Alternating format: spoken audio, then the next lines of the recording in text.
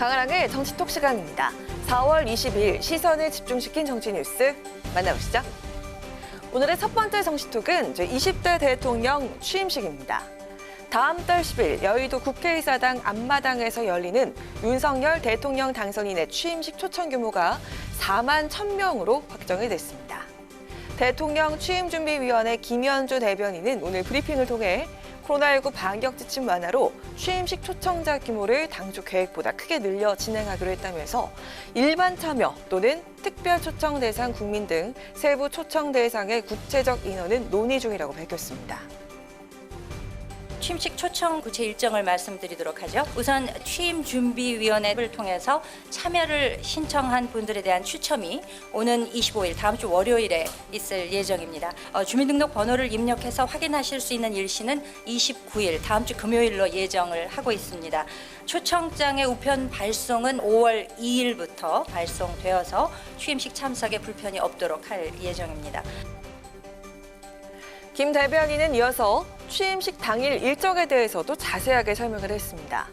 5월 10일 새벽 0시에 임기 개시를 알리는 보신각 타종 행사를 시작으로 오전엔 당선인 사저 앞에서 간단한 축하 행사를 연 뒤 이후 국립현충원으로 이동해서 참배의적을 소화하고요. 이 시간 취임식이 열리는 국회의사당 앞마당에선 식전 행사가 진행이 되고 당선인 도착과 함께 11시 본식이 시작될 계획이라고 밝혔습니다. 이어 오후엔 기념 행사와 경축 연회가 예정이 돼 있다고 밝혔는데요.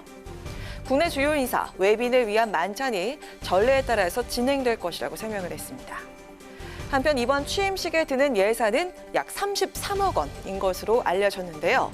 사상 최대 예산이라는 지적에 대해서 김 대변인은 대통령 취임식은 매번 역대 최대를 경신해왔다면서 연간 상승률로 환산을 하면 0.6%로 물가 상승률에 미치지 못한다고 반박을 했습니다. 참고로 역대 대통령 취임식 비용은 김영삼 전 대통령이 10억 원, 김대중 전 대통령 14억 원, 노무현 전 대통령 20억 원, 이명박 전 대통령 24억 원, 박근혜 전 대통령 취임식엔 31억 원의 예산이 집행이 됐습니다. 대통령 취임준비위는 취임식 이전 국민이 함께 만드는 취임식이라는 의미를 담은 사전 캠페인도 진행한다고 밝혔습니다. 내일 모레인 24일엔 용산공원 잔디광장에서 어린이 그림 그리기 축제가 열리고요. 또 내일부터 30일까지 새로운 대한민국을 향한 기대와 바람을 담은 국민 동영상 참여 프로그램도 공모한다고 합니다. 관심 있으신 분들은 취임준비 홈페이지를 통해서 응모해보셔도 좋을 것 같습니다.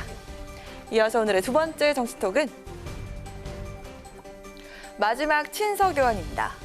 북한의 연이은 무력 시위로 한반도의 군사적 긴장 수위가 높아지고 있는 지금 문재인 대통령이 퇴임을 앞두고 김정은 북한 국무위원장과 마지막 친서를 교환해서 이목이 집중되고 있습니다.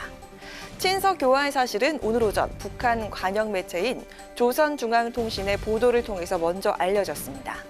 지난 20일 김정은 위원장이 문 대통령이 보내온 친서를 받고 21일 회답 친서를 보냈다면서 두 정상이 향후 남북관계 개선에 대한 기대를 표명했다고 전했습니다.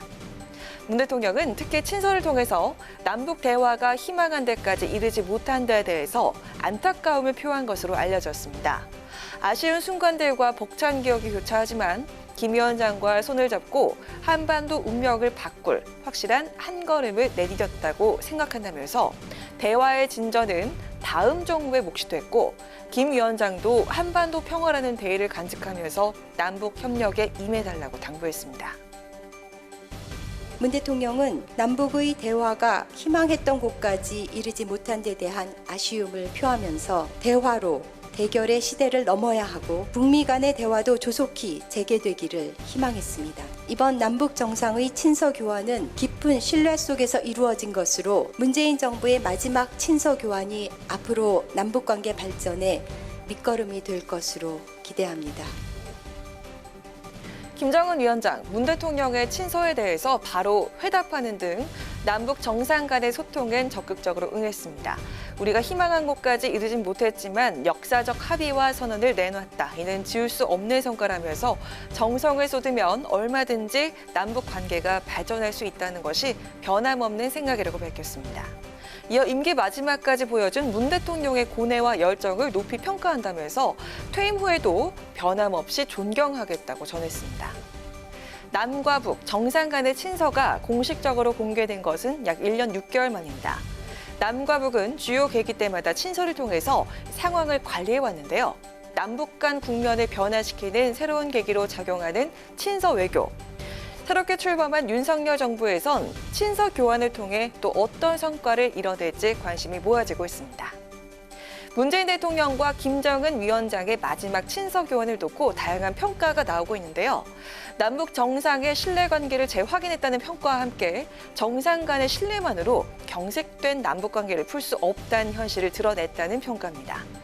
퇴임 직전까지 친서 교환을 통해 대결보다 대화를 강조한 문재인 대통령. 남북관계 개선을 위해서 끝까지 노력한 지도자로 기억될 수 있을까요? 지금까지 강아랑의 정치톡이었습니다.